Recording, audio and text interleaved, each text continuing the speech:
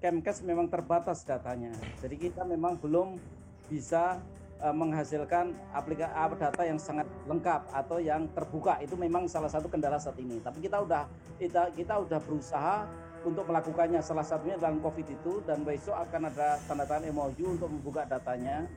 Jadi kita mengerahkan banyak tenaga kerja, baik dari sisi BNPB, BPD maupun dari militer, polisi untuk mengentry data di seluruh, nanti langsung connect ke aplikasi langsung ke seluruh Indonesia langsung jadi. Itu salah satu yang kita dilakukan. Jadi data yang selama ini ada itu masih banyak data yang tertutupi gitu Pak Detana?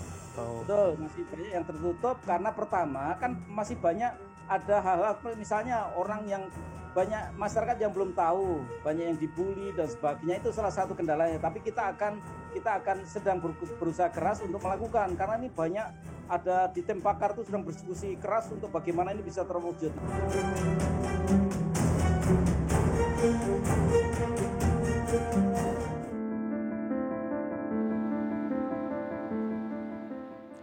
Ikatan Dokter Indonesia menyebut angka kematian COVID-19 yang dilaporkan pemerintah belum menunjukkan angka real di lapangan.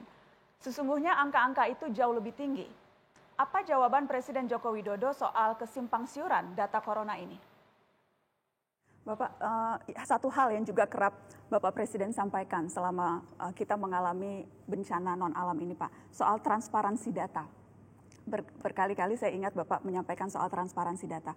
Suatu hal yang memang dinilai sejumlah kalangan, pemerintah ini tidak terbuka terkait data-data COVID-19. Dan itu yang menyulitkan. Saya menyampaikan itu karena di luar saya mendengar bahwa ucapan-ucapan bahwa pemerintah ini tidak terbuka.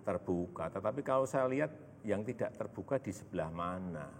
Data itu kan kita peroleh dari kabupaten, dari kota, dari provinsi yang dikonsolidasikan Kementerian Kesehatan dan gugus tugas COVID menjadi sebuah data yang sudah terkonsolidasi.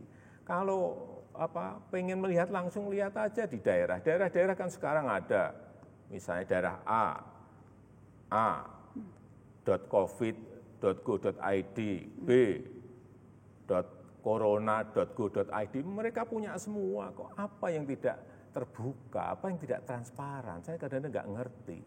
Kita ingat Bapak pertengahan bulan lalu sempat mengatakan tidak semua informasi memang bisa disampaikan ke publik agar tidak menimbulkan kepanikan. Tapi kemudian minggu lalu Bapak memerintahkan untuk membuka semua data yang diperlukan ke publik.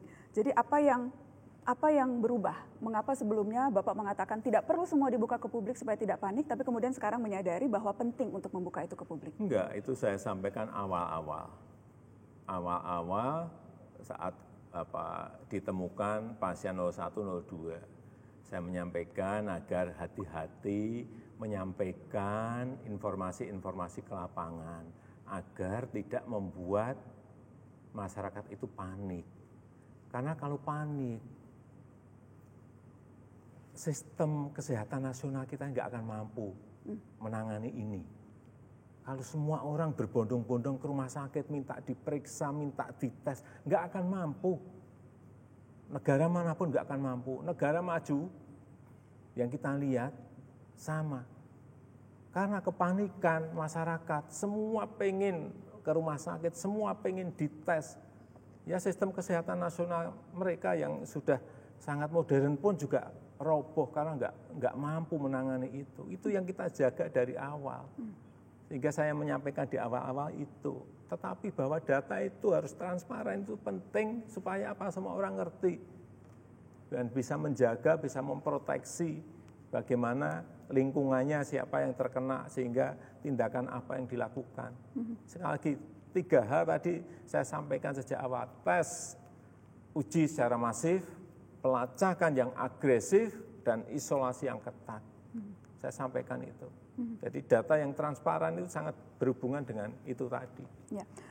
Masih menyisakan masalah Pak, Bapak memerintahkan untuk dibuka semua, termasuk Bapak meminta untuk dibuka PDP dan ODP, tetapi masalah terakhir Pak, maaf pertanyaan saya masalah semua Pak, karena memang kita sedang menghadapi masalah ini. Akan saya jelaskan kalau memang. Jadi ada banyak sekali list masalah yang saya ingin tanyakan ke Bapak. ID Pak, angka kematian yang disampaikan pemerintah saat ini belum menggambarkan kondisi real kasus corona di Indonesia. Sesungguhnya menurut IDI lebih dari 1.000 orang.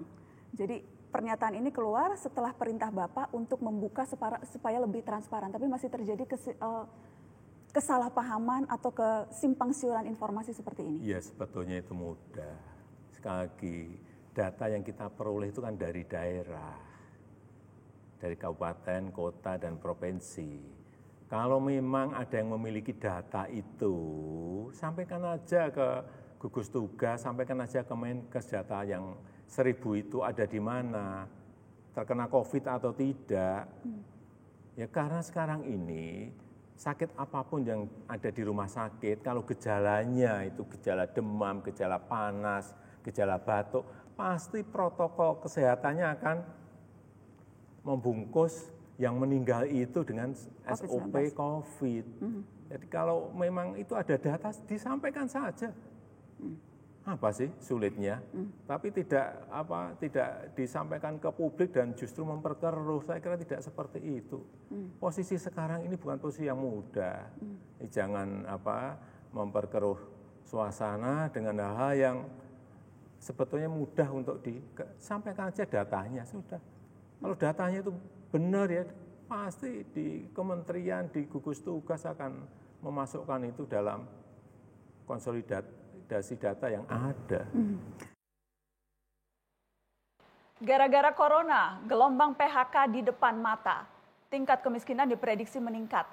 Apa saja strategi pemerintah untuk memecahkan persoalan ini? Simak selengkapnya setelah pariwara.